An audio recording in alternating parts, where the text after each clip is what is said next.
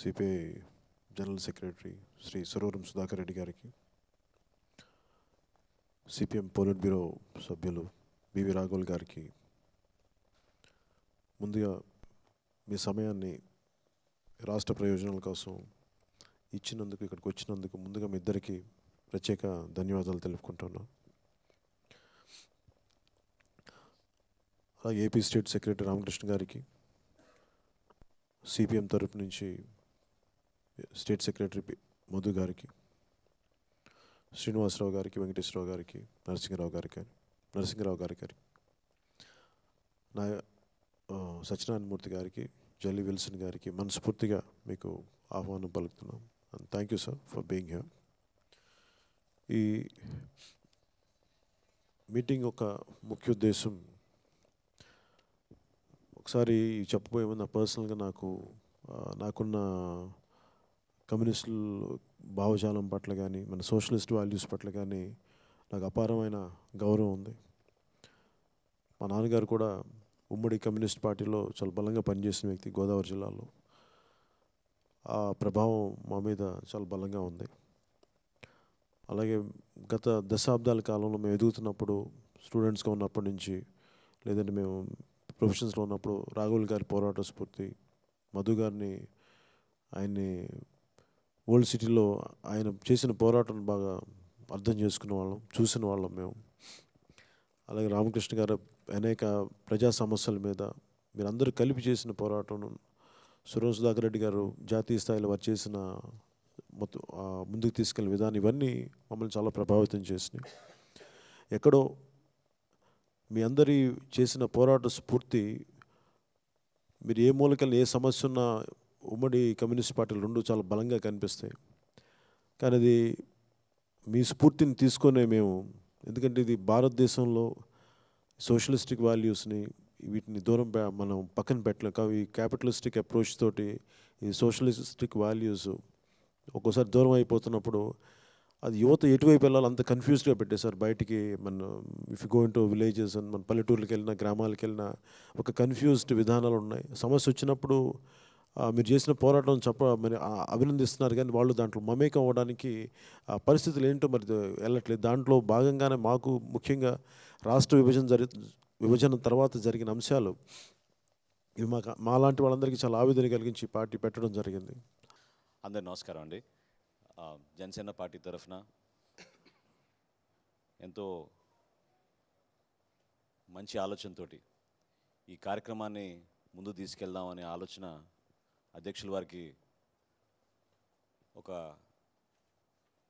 Systematic విధానంలో ఏదైతే మనం చర్చలు జరుపుకుందాం అనుకుంటున్నామో వాటి గురించి ముందు ప్రజల తరఫున మనం మాట్లాడి, ప్రజల సమస్యల గురించి మనం లోతుగా అధ్యయనం చేసుకుని, ఆ సమస్యలపైనే మనం ఎక్కువగా చర్చించి, ఒక కొలిక్కి వచ్చినాక మన చర్చల్ని దీన్ని బేస్ చేసుకుని మన ప్రజల్లోకి వెళ్తున్నాం, ఎలక్షన్స్ కోసం అనేది సిద్ధమవుదాం అనే ఉద్దేశంతో మా అధ్యక్షుల వారు పవన్ కళ్యాణ్ గారు ఈ సమావేశం ఏర్పాటు చేయమని కోరారు.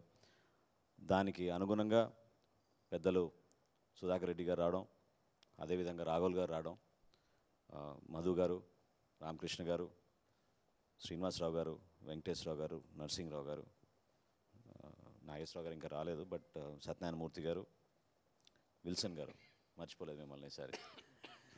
సో మిమ్మల్ని అందరినీ జనసేన పార్టీ తరఫున ఆహ్వానిస్తూ, మా పార్టీ తరఫున ప్రధానంగా మాకు పార్థసారథి గారు ఉన్నారు ఇటు సైడ్న, రాఘవయ్య గారు whose are senior member, Madas Gangadharam గారు సీనియర్ లీడర్, బాలరాజు గారు మాజీ మంత్రివర్యులు మీ అందరికీ పరిచయమే, కృష్ణారావు గారు general secretary of our party.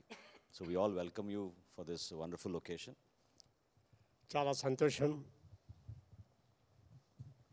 ఈరోజు ఇక్కడ ఈ సమావేశాన్ని జరుపుకొని జనసేన, సిపిఐ, సిపిఎం పార్టీలు ఏ ప్రధాన రాజకీయ సమస్యల మీద రాబోయే కాలంలో మనం ప్రజలను సమీకరించి ఉద్యమాలు నిర్వహించాలో, వేటిపైన ప్రజలను చైతన్యవంతం చేయాలో ఈ రకమైనటువంటి కార్యక్రమం పెట్టడం అనేది సంతోషం. జనసేన పార్టీ చొరవతోటి ఈరోజు 3 పక్షాల సమావేశం జరుగుతుంది. ఈ సమావేశం ముందు మనం ఒకరినొకరిని అర్థం చేసుకోవడానికి, ఇంకా మన మధ్య సాన్నిహిత్యం పెరగడానికి ఎంతో తోడ్పడుద్ది. రెండవది, మన రాష్ట్రం గురించి, రాష్ట్ర భవిష్యత్తు గురించి ఎవరి పర్స్పెక్టివ్ ఏమిటి అనేది తెలుసుకోవడానికి కూడా ఉపయోగపడుద్ది. ఈ చొరవ తీసుకున్నందుకు మిమ్మల్ని ముందుగా అభినందిస్తున్నాను. పవన్ కళ్యాణ్ గారు ఇటువంటి సమావేశాన్ని జరపడం మంచిదని చెప్పేసి కోరిక మేరకు జరుగుతుందని కూడా చెప్పారు. అది కూడా సంతోషంగా ఉన్నది. అందరికీ నమస్కారాలు. అంటే గతంలో కూడా జనసేన పార్టీ ఆహ్వానం మేరకు సిపిఐ సిపిఎం రాష్ట్ర నాయకులుగా పలు దఫాలు మనం కలిసి మాట్లాడుకున్నాము. కానీ ఇవాళ సిపిఐ జాతీయ ప్రధాన కార్యదర్శి సురవరం సుధాకర్ రెడ్డి గారు, అదేవిధంగా సిపిఎం పోలిట్ బ్యూరో సభ్యులు కామ్రేడ్ రాఘవులు గారు కూడా ఇవాళ ఈ సమావేశంలో పాల్గొనడం అనేది అత్యంత ప్రాధాన్యత కలిగిన అంశంగా నేను భావిస్తూ ఉన్నా. ఎందుకంటే మేము పలు దఫాలు మాట్లాడినా మా జాతీయ నాయకత్వం కూడా ఇందులో పాల్గొనడం ద్వారా ఇవాళ బయట పబ్లిక్లో కూడా ఈ మూడు పార్టీలు కూడా మరింత ఐకమత్యంగా ఇష్యూస్ పైన ముందుకు పోతాయి. ఇష్యూస్ పైనే కాదు, ఎన్నికల్లో కూడా మరింత కలిసి ముందుకు పోతారు అనేది స్పష్టత వస్తుందని భావిస్తూ ఉన్నా. వాస్తవానికి గతంలోనే సిపిఐ సిపిఎంగా మేము కూడా ప్రకటించాము, మేము జనసేనతో కలిసి ఎన్నికలు పోతామని. అదేవిధంగా పవన్ కళ్యాణ్ గారు కూడా ఎలాంటి అరమరికలు లేకుండా అది రిటర్న్గా ఇచ్చారు. మళ్ళీ ఇది ఇచ్చిన తర్వాత కూడా కొద్దిగా దాన్ని పక్కదారులు పట్టించడానికి అధికార పార్టీ ప్రయత్నిస్తున్న తరుణంలో ఇవాళ జరుగుతున్న సమావేశం ద్వారా ఒక స్పష్టత ఇవ్వడమే కాకుండా ఒక ఎన్నికలకే కాదు, ఇష్యూస్ పైన కూడా లోతుగా చర్చించి ఒక కామన్ అండర్స్టాండింగ్తో ముందుకు పోతామనేది ఈ సమావేశంలో మన నుంచి ఎక్స్పెక్ట్ చేస్తున్నారు.